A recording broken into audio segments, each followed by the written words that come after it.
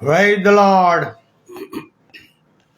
परमेश्वर की स्तुति हो जिसने सुंदर अवसर प्रदान किया कि एक बार फिर से मैं आपके बीच में उपस्थित हो सका। कुछ कारणवश ये पेज नहीं खुल रहा था और अभी खुला है, इसलिए मैं क्षमा चाहूँगा लेट होने के लिए। आज का विषय है सच्ची आराधना का अनुभव। किसी ने मुझसे कहा था कि पास्टर साहब आप प्रचार करिए कि हम इन 40 दिनों में कैसे परमेश्वर के नजदीक में समय व्यतीत कर सकते हैं या नजदीक आ सकते हैं। तो आज का विषय है सच्ची आराधना का अनुभव। यूहन्ना रचित सुसमाचार उसका 4 अध्याय 23 से 24 पद मैं आपके लिए पढ़ूंगा। यूहन्ना रचित सुसमाचार उसका 4 अध्याय और उसके 23 और 24 पद देखिए क्या लगे। परंतु वो समय आता है, वरन अब भी है, जिसमें सच्चे भक्त पिता की आराधना आत्मा और सच्चाई से करेंगे, क्योंकि पिता अपने लिए ऐसे ही आराधकों को ढूंढता है।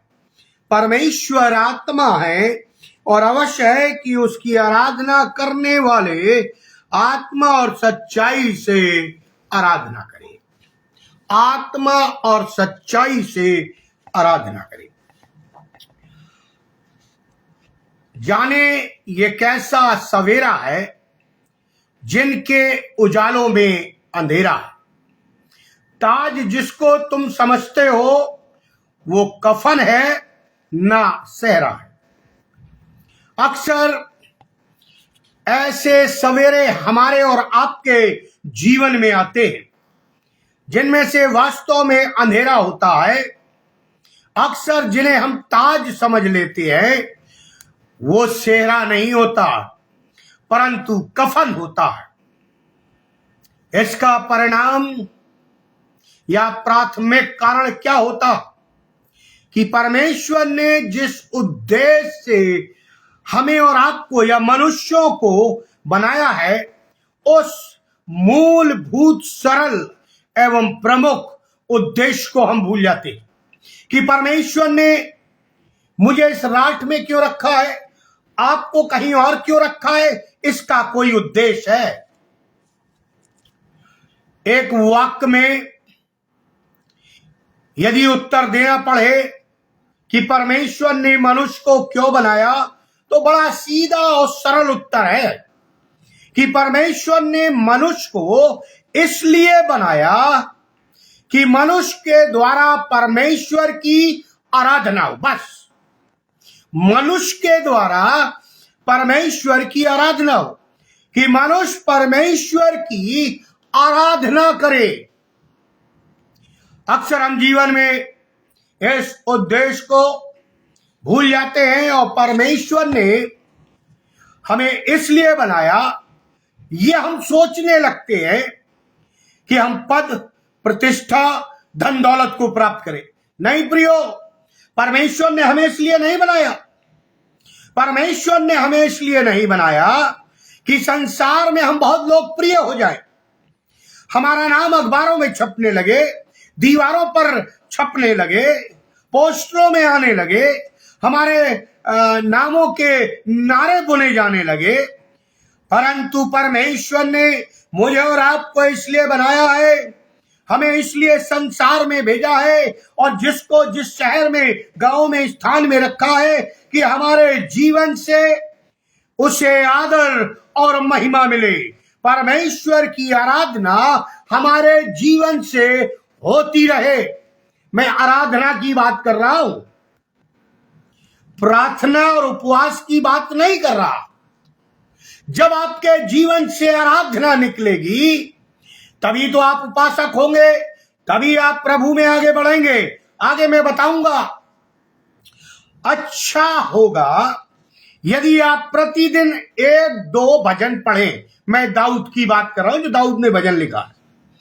ये भजन दाऊद ने परमेश्वर की आराधना करने के लिए लिखे। 150 भजन जो लिखे गए हैं वो केवल परमेश्वर की आराधना और स्तुति में लिखे गए हैं। आराधना की अभिव्यक्ति है इन भजनों में जो दाऊद ने लिखे हैं। दाऊद ने अपनी युवा या जवानी के दिनों में भजनों को लिखा जब वो चरवाहा था।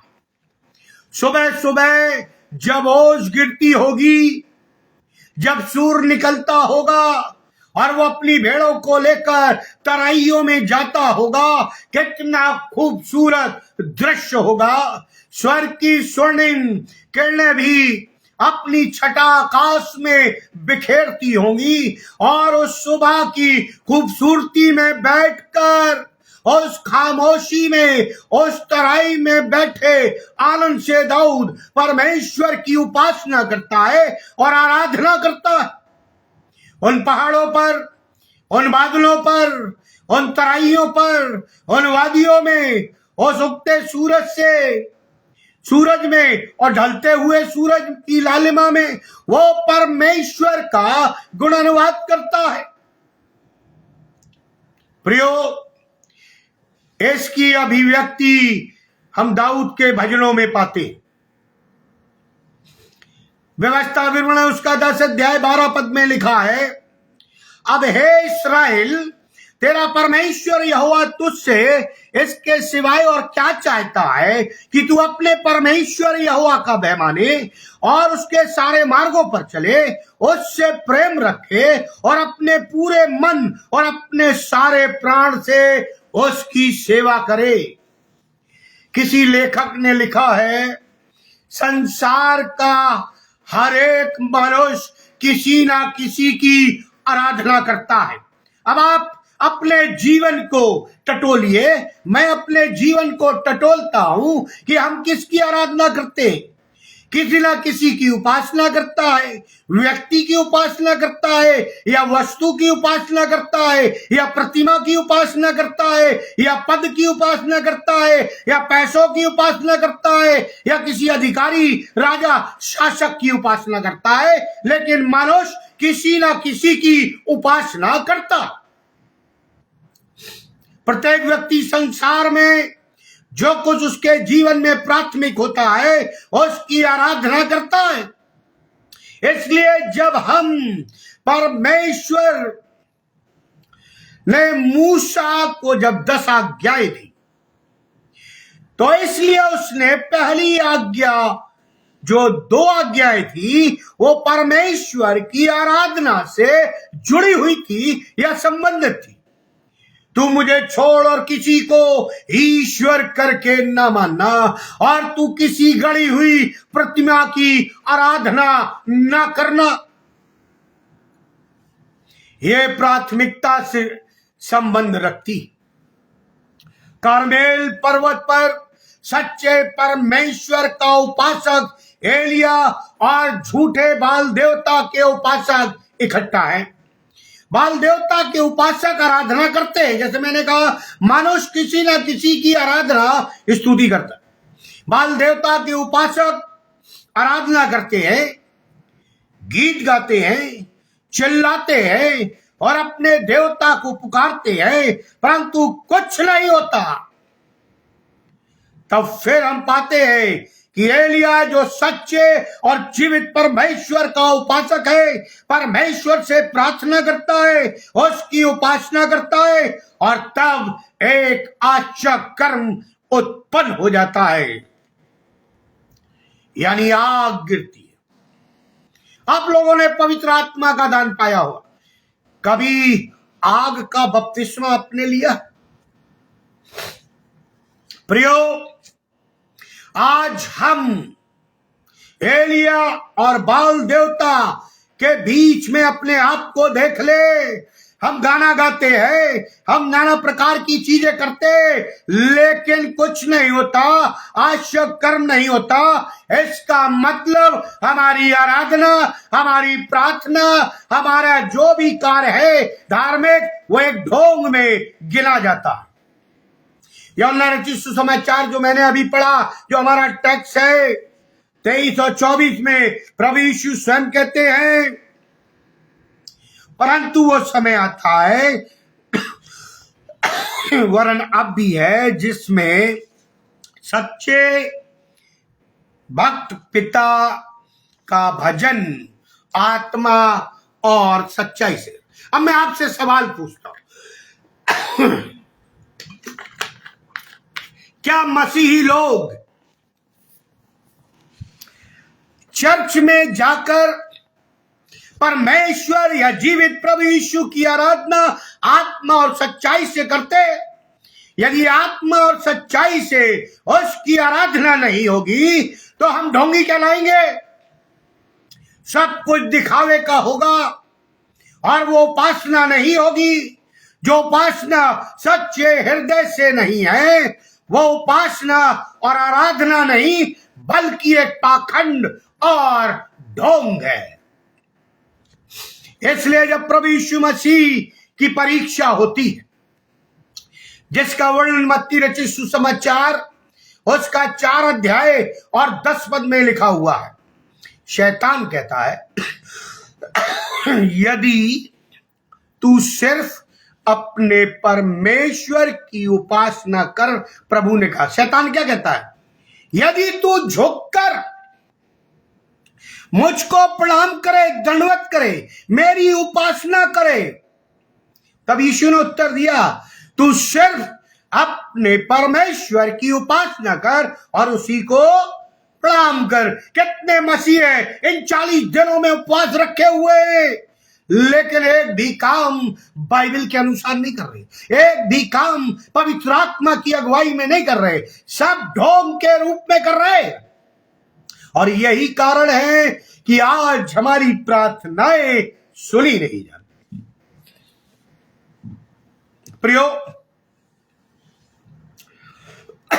जब हम आराधना करने के लिए चर्च भवन में जाते, ऐसा मेरा विश्वास है हर व्यक्ति जो मसीह है किसी ना किसी चर्च से जुड़ा हुआ, मैं डिनोमिनेशन की बात नहीं कर, चर्च की बात कर रहा हूं।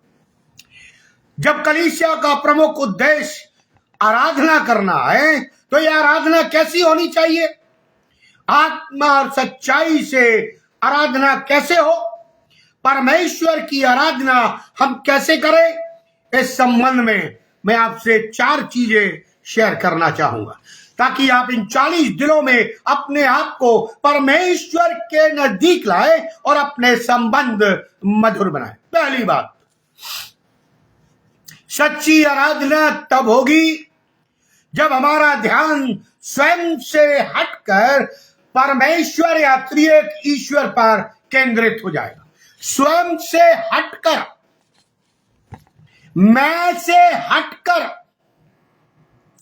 जीवन में बहुत सी आवश्यकताएं होती हैं, बहुत से लोगों को हमारी आवश्यकता होती है, हमारे ऊपर बहुत से कार्य होते हैं, जिम्मेदारियां होती हैं, हमारी दिनचर्या बहुत व्यस्त होती है, बहुत सी समस्याएं होती है जिनका समाधान हमें ढूंढना होता है, व्यवधान होते हैं जिनमें मार्ग निकालना होता है, मानसिक तनाव से हम गुजरते हैं, कल की चिंता है, पारिवारिक जिम्मेदारी है, इसके बाद संस्थागत और सामाजिक जिम्मेदारियां भी। इन सारे कार्यों में हम लगे रहते हैं सुबह से शाम तक या रात तक। इसके बाद सप्ताह भर परिश्रम करने के बाद जब हम आराधना के लिए सप्ताह में 1 घंटे या 2 घंटे के लिए चर्च में उपस्थित होते हैं तो आराधना सच्चे हृदय से, सच्चे मन से, आत्मा से तब होगी जब हमारा पूरा ध्यान, संपूर्ण ध्यान उस त्रिएक परमेश्वर पर होगा। जब हम अपने आप को शून्य कर देंगे, परमेश्वर हमारे जीवन में सर्वोपरि या प्रधान हो जाएगा। जब हमारा सारा मन, सारा ध्यान, हमारी सारी बुद्धि उस महान परमेश्वर की ओर लगी रहेगी। इसलिए हम कहते हैं हमारी सहायता स्वर्ग से आती है और चट्टान से आती है। भजन संहिता 8:1 में दाऊद लिखता है, हे परमेश्वर हमारे प्रभु, तेरा नाम सारी पृथ्वी पर क्या ही प्रतापमय है। तूने अपना वैभव स्वर्ग पर दिखाया है। और इसके बाद 8:3 में कहता है, जब मैं आकाश को जो तेरे हाथों का कार्य है और चंद्रमा और तारागणों को जो तूने नियुक्त किया है देखता हूं, तो फिर मनुष्य क्या है कि तू उसका स्मरण रखे। क्यों ये कह रहा हूं मैं? वैज्ञानिक बताते हैं, हम लोग बहुत अपने आप को धर्मी समझते हैं। वैज्ञानिक बताते हैं कि तारों की संख्या जानने का प्रयास किया जाए तो सबसे पहले 1027 तारे सामान्य आंखों से गिने जा सकते थे, हम बादलों में देखते हैं। फिर गैलीलियो ने दूरबीन का आविष्कार किया तो उसने करीब 3000 तारों की गिनती की। अब जो खोजें की गई उसके बाद 10,000 करोड़ तारों की एक गैलेक्सी भी होती है, ऐसी खोज हुई। 10,000 करोड़। कई ऐसे तारे हैं जो पृथ्वी से भी बड़े हैं, कई गुना बड़े। बाकी कितनी है मालूम नहीं, कितने गैलेक्सी हैं मालूम नहीं, परंतु भजन का लिखने वाला कहता है, जब मैं आकाश को जो तेरे हाथों का कार्य है, परमेश्वर के हाथों का कार्य है। भजन का लेखक लिखता है जो परमेश्वर के हाथों का कार्य है, और चंद्रमा तारागण को तूने नियुक्त किया है, देखता हूं तो मनुष्य क्या है कि तू उसका स्मरण रखे, आदमी क्या है कि तू उसकी सुधि ले। और आगे मैं कहूंगा कि मैं और आप क्या है कि तू अपने प्रिय पुत्र को मेरे और आपके खातिर बलिदान करने के लिए भेजे। फिर कहता है, हे यहोवा, हे हमारे प्रभु, तेरा नाम सारी पृथ्वी पर क्या ही प्रताप में। प्रियो, सच्चा आराधक जो बाइबल में पाया गया वो दाऊद ही था। भजन गाता था, वीणा बजाता था, पवित्र आत्मा उस पर उतरता था, सामर्थ से उतरता था। भजन संहिता 19:3 में लिखा है, आकाश ईश्वर की महिमा का वर्णन कर रहा है और आकाश मंडल उसकी हस्तकला को प्रकट करता है। दिन से दिन बातें करता है और रात को रात ज्ञान सिखाती है। ना तो कोई बोली है और ना कोई भाषा जहां उसका शब्द सुनाई नहीं देता। सारी सृष्टि परमेश्वर की महानता की आराधना कर रही है, स्तुति कर रही है। और तब उसके बाद 23वां भजन लिखता है, यहोवा मेरा चरवाहा है। और आप 23 भजन को पढ़ सकते हैं। यह मेरा परमेश्वर है, हमारा उसके साथ एक व्यक्तिगत संबंध है। हम में से हर एक उसके लिए एक विशिष्ट है, प्रमुख है। आज जो डीएनए टेस्ट होते हैं उनसे पता चलता है कि दुनिया का हर व्यक्ति, न सिर्फ उसके फिंगरप्रिंट फर्क होते हैं, परंतु प्रत्येक व्यक्ति की आंखों की बनावट अलग होती है, बालों की बनावट अलग होती है, उसके शरीर की बनावट अलग होती है। वो सब अपने आप में विशिष्ट है। यानी कोई भी पृथ्वी पर दो लोग एक से नहीं बनाए गए, ऐसा बाइबल कहती है। इसलिए भजन संहिता 27:1 में लिखा है, यहोवा परमेश्वर मेरी ज्योति और मेरा उद्धार है, मैं किससे डरूं? यहोवा मेरे जीवन का दृढ़ गढ़ है, मैं किसका भय खाऊं? ऐसा परमेश्वर जो मेरी ज्योति है। जब हम उस परमेश्वर पर अपना ध्यान केंद्रित करते हैं तब सच्ची आराधना होती है। अपनी समस्याओं, अपनी कठिनाइयों, अपने सामने आने वाले पहाड़ों से हटकर जब हमारा ध्यान परमेश्वर की ओर लगता है, तब सच्ची आराधना होती है। क्या आपने कभी ऐसी आराधना की है? यदि नहीं तो हम ढोंगी और पाखंडी हैं। दूसरी बात, इन 40 दिनों में अपने आप को परमेश्वर की नजदीक लाने के लिए और जोड़ने के लिए जो दूसरी बात है, वो सच्ची आराधना तब होती है जब हम परमेश्वर का अनुभव अपने जीवन में महसूस करते। एक मसीह विद्वान है, रॉबर्ट स्मिथ, नाम सुना होगा। पिछले 40-50 वर्षों से वे पासवान हैं। एक बहुत प्रमुख बाइबल सेमिनरी में उन्होंने थियोलॉजी प्रोफेसर के रूप में कार्य किया। उन्होंने अपनी पुस्तक में लिखा, जरा ध्यान से सुनिए। आज कलीसिया और मसीहों की जो मूलभूत समस्या यह है कि वे परमेश्वर के विषय में जानते हैं। आज मैं और आप परमेश्वर के विषय में जानते हैं, परंतु परमेश्वर को नहीं जानते। ये कई मसीहों की समस्याएं हैं, कई कलीसिया में विश्वासियों की समस्याएं हैं, कई पासवानों की समस्याएं हैं। वे परमेश्वर के विषय में जानते हैं, लेकिन परमेश्वर को नहीं जानते।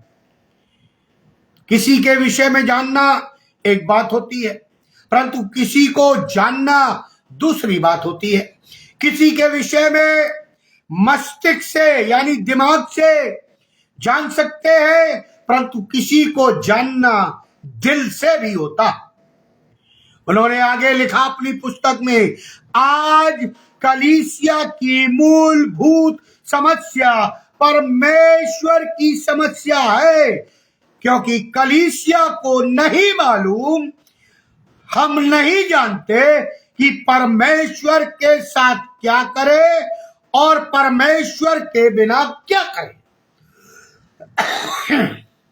आज परमेश्वर है, हमें नहीं मालूम हम क्या करें।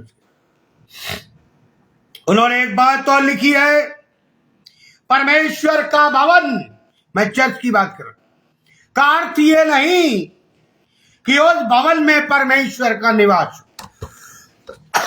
सुन लीजिए, हम जिस चर्च में जाते हैं, यह जरूरी नहीं कि जो भवन परमेश्वर का उसमें परमेश्वर विराजमान है। फिर लिखता है वो,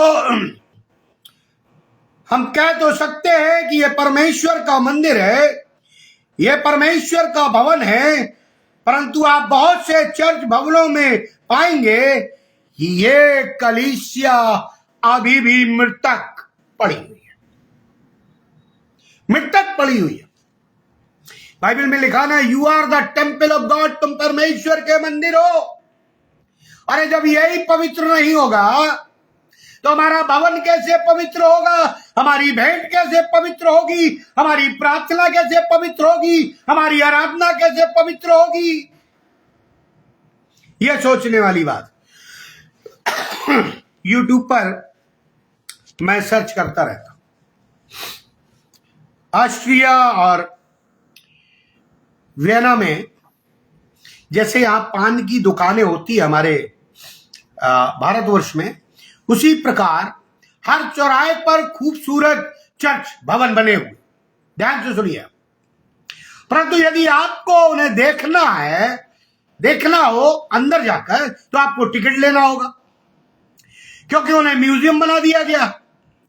वे भवन ऐतिहासिक इमारत बनकर रह गई, बहुत खूबसूरत है, भव्य है, परंतु वहां व्यवसाय चल रहा है, परमेश्वर का निवास नहीं।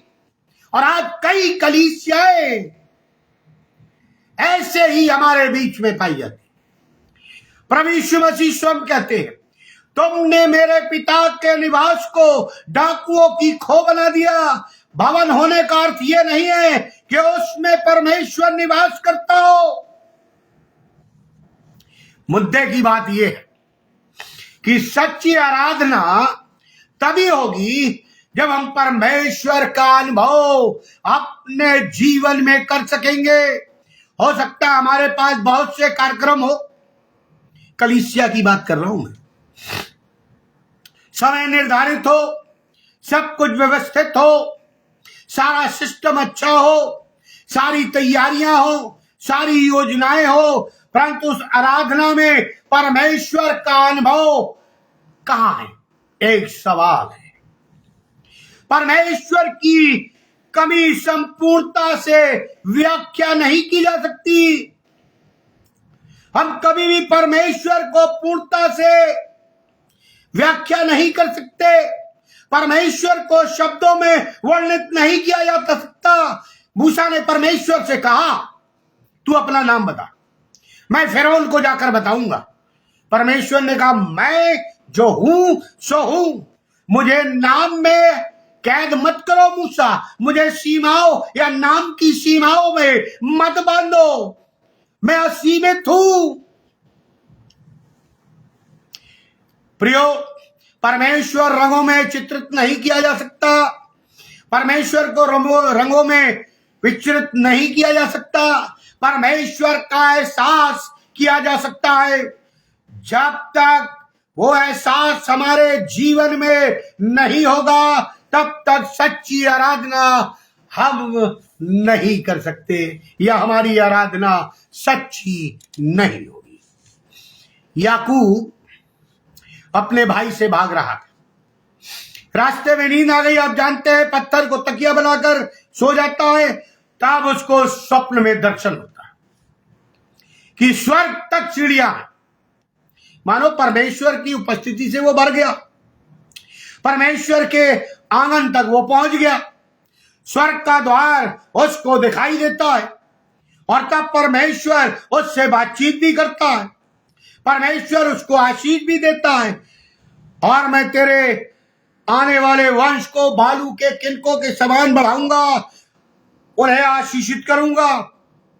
याकूब स्वप्न में उठता है, और तब उसे लगता है कि परमेश्वर का अनुभव हो गया, परमेश्वर से बातचीत हो गई, परमेश्वर से मिलन हो गया, परमेश्वर का एहसास दिल में हो गया, स्वर्ग का दर्शन देख लिया।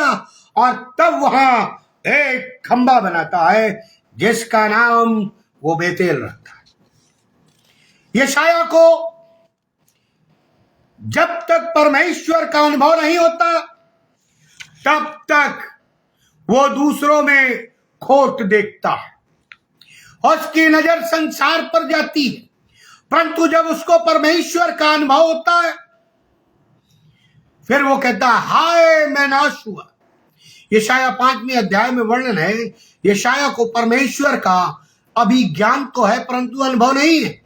यशाया 5:11 में वो कहता है, हाय उन पर जो बड़े तड़के उठकर मदिरा पीने लगते हैं और बड़ी रात तक दाख मधु पीते रहते हैं, जब तक उनको गर्मी न चढ़ जाए। और फिर वो बताता है, हाय उन पर जो अधर्म को अनर्थ की रस्सियों से और पाप को मानो गाड़ी के रस्सों से खींच ले आते हैं। 18वां पद। फिर 20वें पद में कहता है, हाय उन पर जो बुरे को भला और भले को बुरा कहते हैं, अंधियारे को उजियाला, उजियाले को अंधियारा ठहराते हैं, कड़वे को मीठा और मीठे को कड़वा कहते हैं। हाय उन पर जो अपनी दृष्टि से ज्ञानी और अपने लेखे बुद्धिमान, यानी अपने आप को बुद्धिमान समझते हैं। हाय उन पर जो दाख मधु पीने में वीर और मदिरा को तेज बनाने में बहादुर है। लेकिन फिर 6वें अध्याय में लिखता है, जब राजा की मृत्यु हुई तो मैंने परमेश्वर को बहुत ऊंचाइयों पर देखा और स्वर्ग के दूतों को देखा, उसकी आराधना करते हुए देखा, उसकी पवित्रता के तेज को देखा, और उसके प्रकाश से सारा मंदिर भर गया। यशाया को जब परमेश्वर का दर्शन हुआ तो वो कहता, हाय हाय मैं नाश हुआ, क्योंकि मैं अशुद्ध होठ वाला मनुष्य हूं और अशुद्ध होठ वाले मनुष्यों के बीच में रहता हूं, क्योंकि मैंने सेनाओं के यहोवा महाराजा धीराज की अपने आंखों से देखा है और परमेश्वर का अनुभव हुआ। तब उसको अपनी कमजोरियों का एहसास। हमें जब तक पछतावा नहीं होगा, अपनी कमजोरियों का एहसास नहीं होगा, जब तक हमें परमेश्वर का अनुभव नहीं होगा।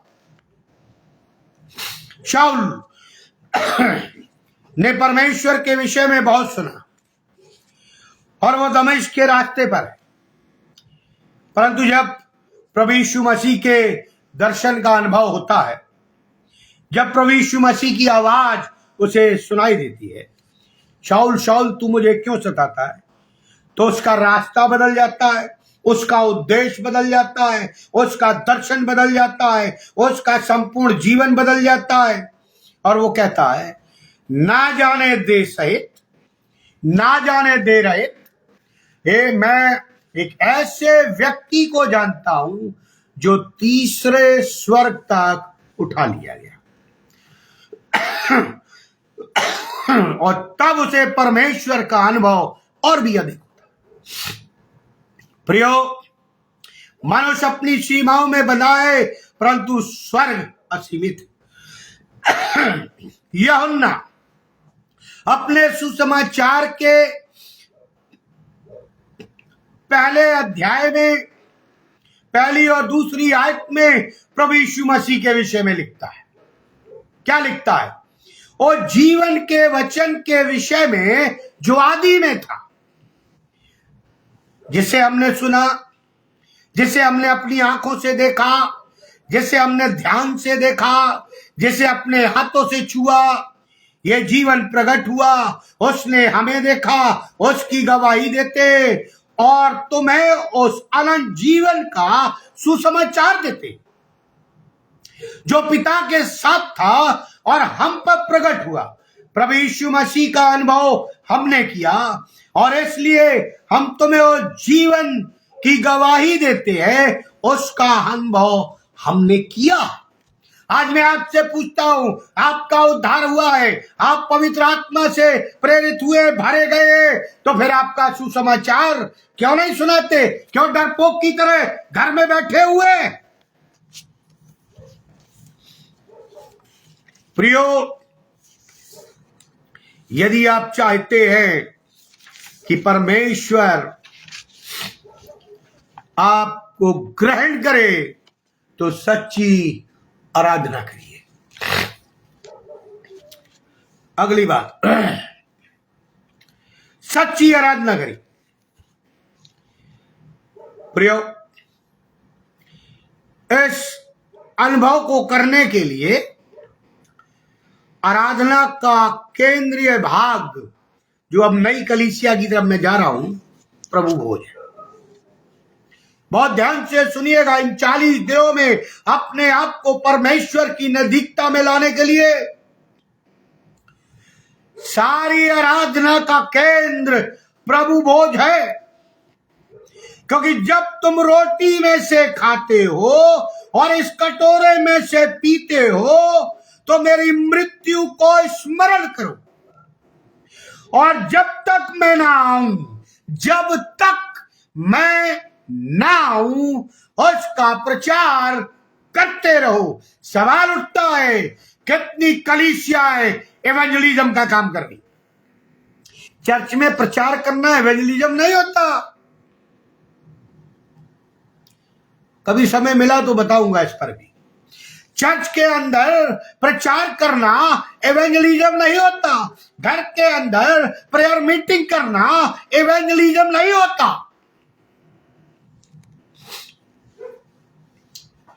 प्रियो, लिखा है, मृत्यु को स्मरण करो जब तक मैं ना हूं, और इसका प्रचार करो, इसका अनुभव करो।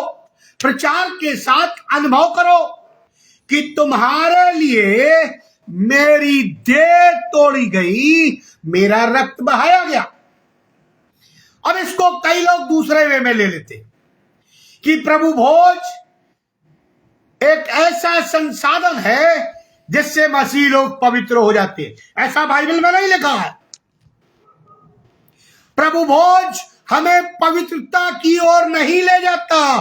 प्रभु भोज हमें उस बलिदान को बताता है जो परमेश्वर ने हमसे प्रेम किया है, और हमें स्मरण दिलाता है कि जब भी हम परमेश्वर की आराधना स्तुति करें, उसके बलिदान को अपने दिमाग और दिल में याद करें, अनुभव करें, क्योंकि वो हमारे लिए सताया गया, मारा गया, गाड़ा गया और तीसरे दिन जी उठा।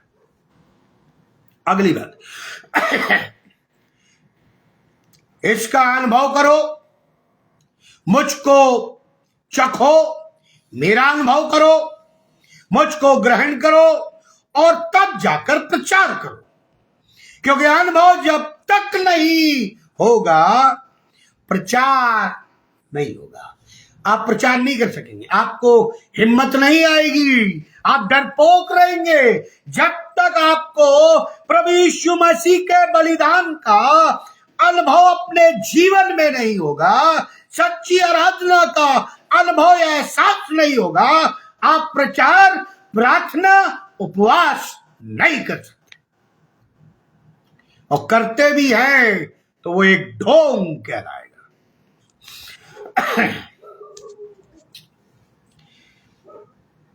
यहूदी, यानी मैं तत्कालीन नबी के यहूदी परंपरा के अनुसार यदि मेज में शामिल होने के लिए आपको बुलाया गया है, मैं यहूदियों की बात कर रहा हूं, भोजन में सहभागिता के लिए यदि आपको बुलाया गया, इसका अर्थ होता है कि तुम्हें क्षमा कर दिया गया। किसने? जिसने आपको भोजन के लिए बुलाया। आप कितने मसीही प्रभु भोज लेते हैं? प्रभु यीशु मसीह ने तो आपको क्षमा कर दिया, लेकिन क्या आपने क्षमा को ग्रहण किया है, या उस क्षमा को अपने जीवन में बनाए रखा है, उसका अनुभव किया है?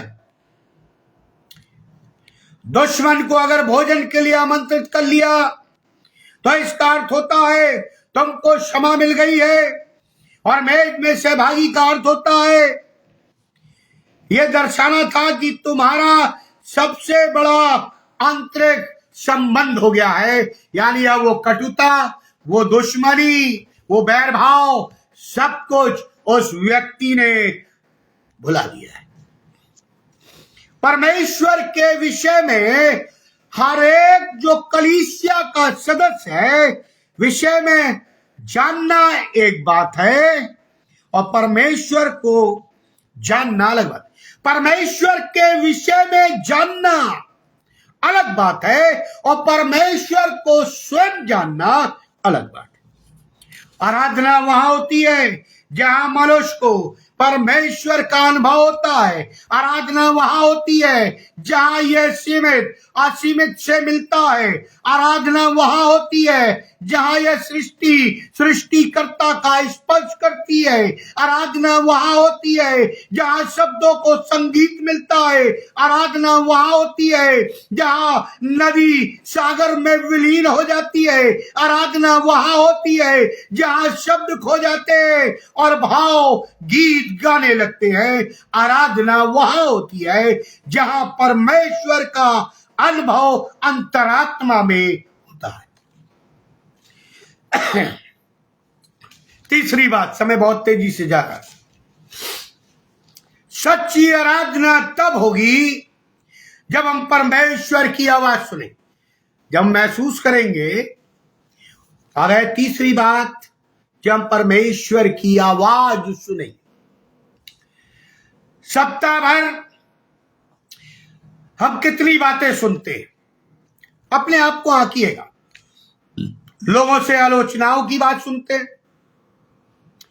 विरोध दभास की बात सुनते हैं, निराशाजनक बातें सुनते हैं, शोक समाचार सुनते हैं, लोगों की कटाक्ष भरी टिप्पणियां सुनते हैं, राजनीतिक नेताओं, अधिकारियों, पत्रकारों की बातें सुनते हैं, बलात्कार, लूट, अगजनी हत्या की बात सुनते हैं, परंतु जब हम परमेश्वर के लिए आते हैं तो इस आराधना में हम परमेश्वर की आवाज को सुनते हैं कि नहीं? उसके वचन को तो सुनते हैं, और जब हम उसकी आवाज को सुन लेते हैं तो उससे हमें सामर्थ्य मिलती है, उससे हमें आशा मिलती है। लेकिन हमें आवाज ही नहीं सुनाई देती। हमारे आत्मिक कान बंद है, हमारी आत्मिक आंखें बंद है, केवल संसारिक कान खुले हैं, संसारिक आंखें खुली हुई है। हम आत्मिक दर्शन देख नहीं पा रहे। परमेश्वर ने किस उद्देश्य से मुझे इस राज शहर में रखा है हम नहीं देख पा रहे। आपको जहां रखा नहीं देख पा रहे। क्यों? क्योंकि हम सच्ची आराधना नहीं कर रहे, एक ढोंग किए हुए। लिखा हुआ है, जहां तेरा वचन होता है वहां प्रकाश होता है। जब हम उसके वचन को सुनते हैं तब वो हमसे कहता है, मैंने तेरे पापों को क्षमा किया। वो हमें एक और अवसर देने के लिए तैयार है। वो कहता है, सब थके और बोझ से दबे हुए लोगों, मेरे पास आओ, मैं तुम्हें विश्राम दूंगा। वो कहता, अपनी सारी चिंताएं यहोवा पर डाल दो, क्योंकि मुझे तुम्हारी सोच है, चिंता है। इसलिए प्रियो, जो मैं कहना चाहता हूं वो ये है,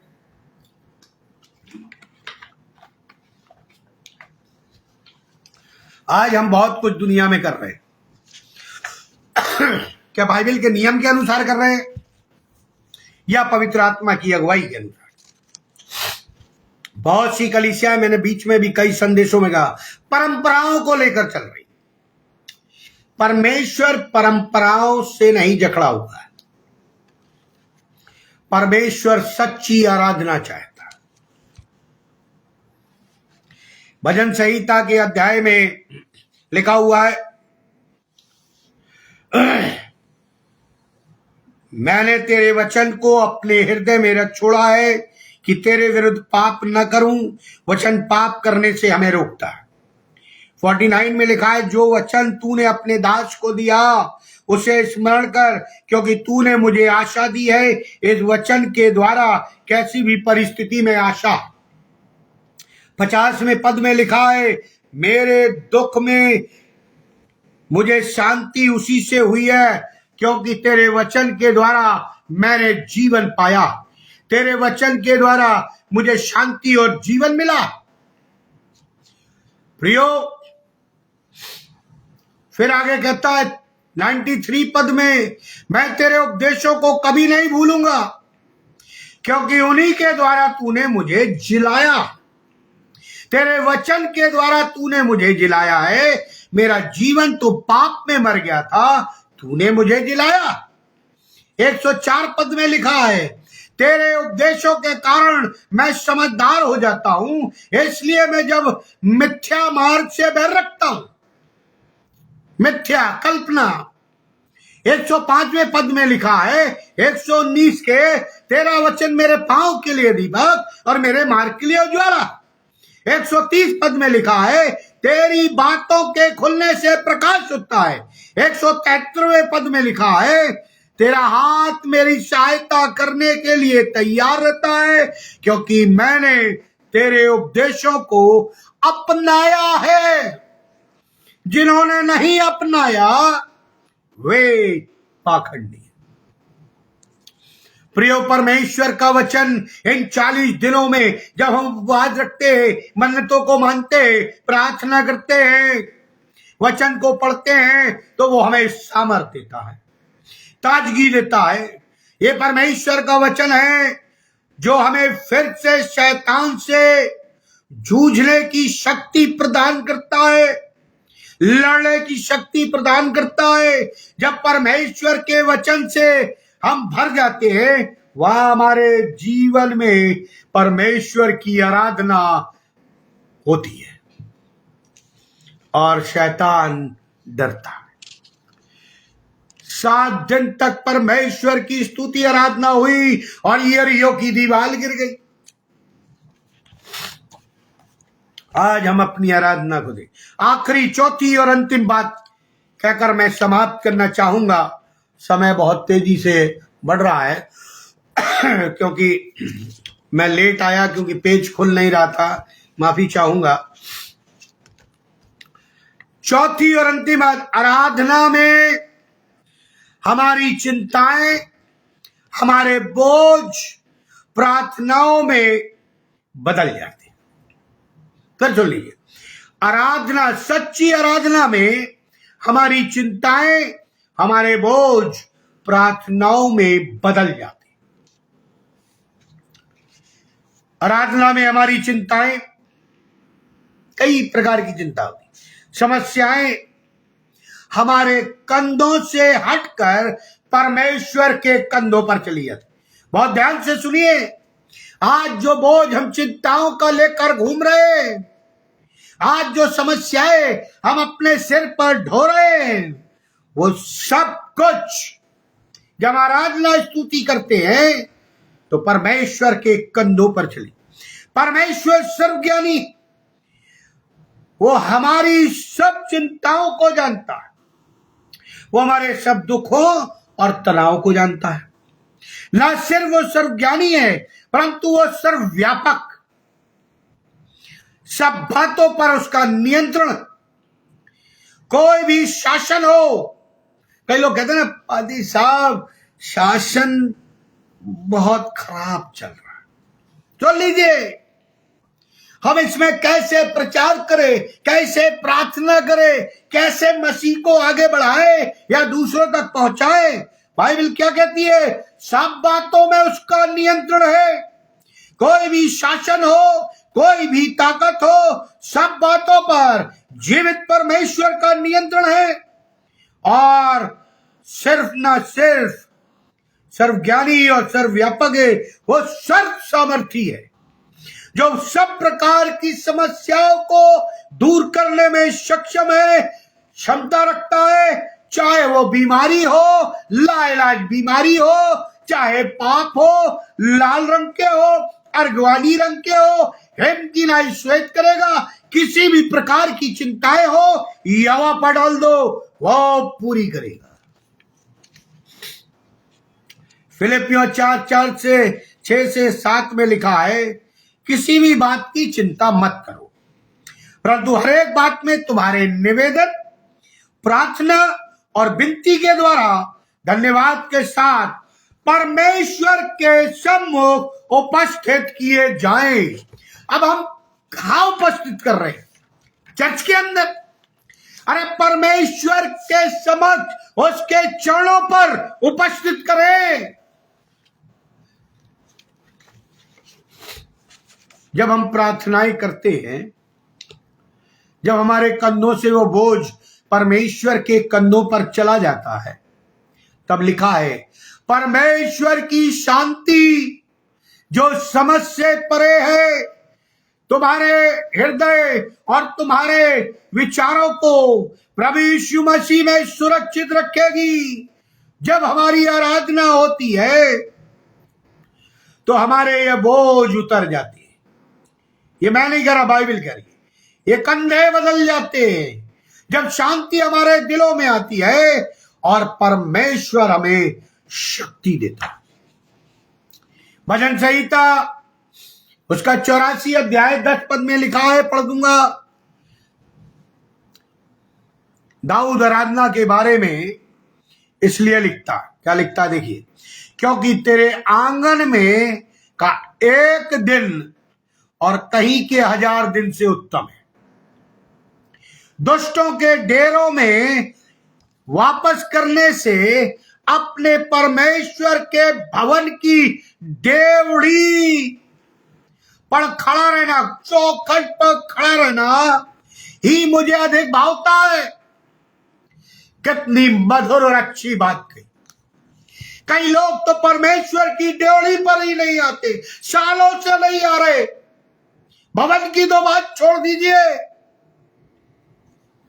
प्रेरितों के काम उसका 16 अध्याय 25 से 26 पद में लिखा है, आधी रात के लगभग पौलुस और सिलास प्रार्थना कर रहे थे प्रार्थना करते हुए, लिखा बाइबल में, परमेश्वर के भजन गा रहे थे और बंधुए उनकी सुन रहे थे कि इतने में एकाएक भूडोल हुआ। यहां तक कि बंदी गृह की नींवें हिल गई और तुरंत सब द्वार खुल गए, सबके बंधन खुल गए। वे भागे नहीं आज के लोगों की तरह, मैं मसीही हूं गाना गाते, मुसीबत आती भाग खड़े होते। पाखंडी लोग हैं। प्रियो, आराधना सच्ची होनी चाहिए। ये उपवास सच्चे होने चाहिए। उपवास के द्वारा की गई प्रार्थना सच्ची होनी चाहिए। उपवास में किए गए मन्नत प्रतिज्ञाएं सच्ची होनी चाहिए। उपवास और प्रार्थना के साथ पढ़ा गया वचन हृदय में सच्चा होना चाहिए, दिखावटी नहीं। और मैं अपने कंक्लूजन में कहना चाहूंगा,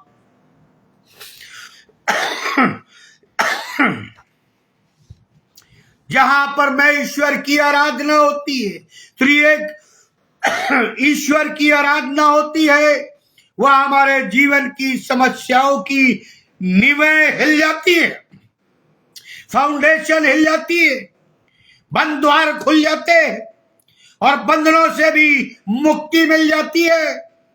कभी आराधना करके देखिए अकेले। कभी कभी मैं अपने रूम को बंद कर लेता हूं और केवल आराधना और स्तुति करता हूं, प्रार्थना नहीं करता हूं, केवल गाना, स्तुति, प्रेज गॉड। आप महिमा करके देखिए, आपको अलग ही अनुभव होगा। जहां प्रार्थना होती है वहां आराधना होती है, और जहां आराधना होती है वहां प्रार्थना होती है, और जहां प्रार्थना और आराधना होती है वहां परमेश्वर का आश्चर्य कर्म होता है। जब हमारे जीवनों से या जीवनों में सच्चाई से, आत्मा से भरकर आराधना करें तो हमारे जीवनों में भी महान कार्य होने लगेंगे। एक बार मैं आपको चैलेंज करता हूं, 40 दिनों के उपवास में एक बार करके देखिए, एक दिन केवल आराधना करके देखिए। परमेश्वर का आश्चर्य कर्म होगा आपके जीवन। द्वार खुल जाएंगे, बंधन टूट जाएंगे, सारी समस्याएं जो न्यू है पूरी हिल जाएगी। परमेश्वर चाहता है कि हम उसकी सच्चाई से आराधना करें। जब हम आत्मा से और सच्चाई से परमेश्वर की आराधना करेंगे, अपना ध्यान परमेश्वर की ओर लगाएंगे, उस परमेश्वर का अनुभव करेंगे, उसके वचन में निरंतर बने रहेंगे और प्रार्थना में अपने भारों को उसके कंधों पर डाल देंगे, तो परमेश्वर हमारे जीवनों में आश्चर्य कर्म करने लगेगा। ये परमेश्वर के वचन की प्रतिज्ञा है। परख कर देखो यहोवा कैसा भला है। परमेश्वर ने हमें इसलिए बनाया है कि हम आत्मा सच्चाई से परमेश्वर की आराधना करें।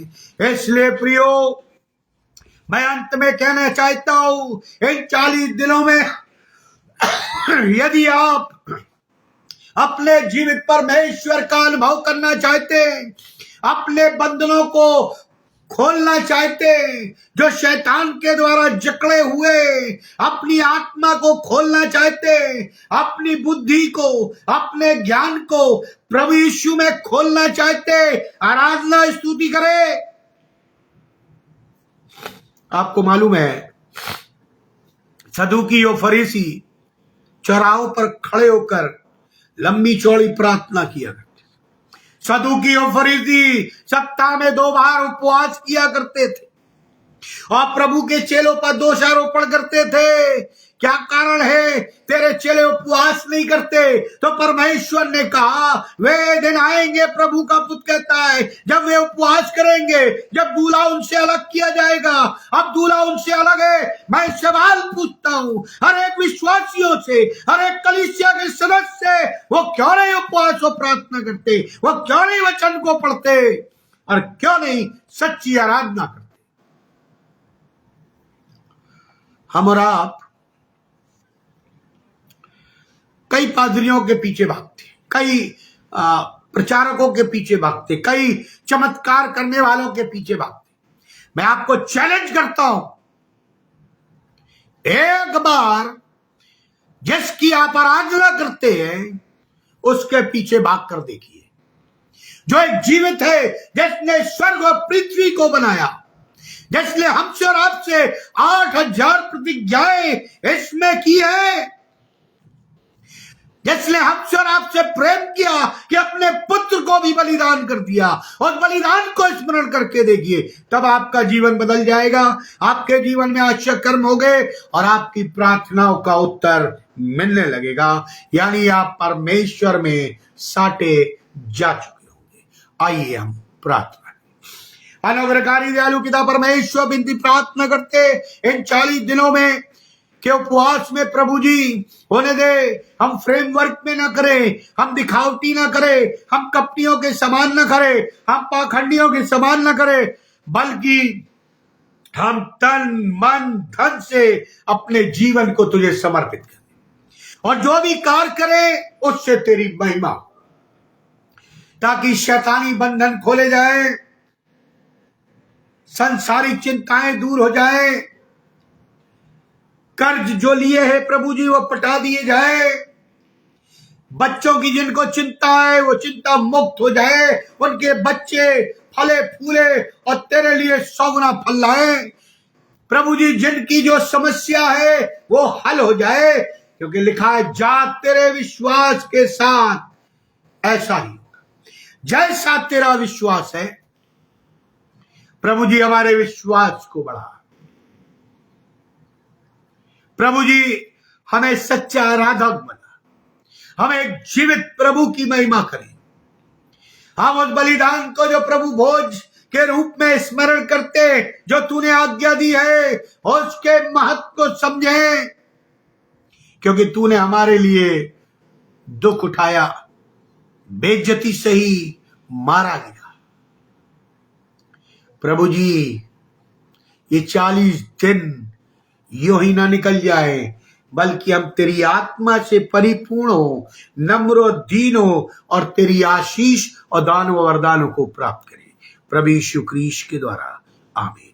और परमेश्वर पिता का प्रेम, प्रभु यीशु मसीह का अनुग्रह और पवित्र आत्मा की सहभागिता हम सब विश्वासियों के साथ, और जितने भी ऑनलाइन हैं और जो जुड़ते हैं प्रभु जी, जब भी उन सबों के साथ, विशेष तौर से भाई अनुपम डेविड और हमारे परिवार के साथ, जब तक तू दोबारा आने से ठहरता है, जीवन के अंत तक बनी रहे, आमीन।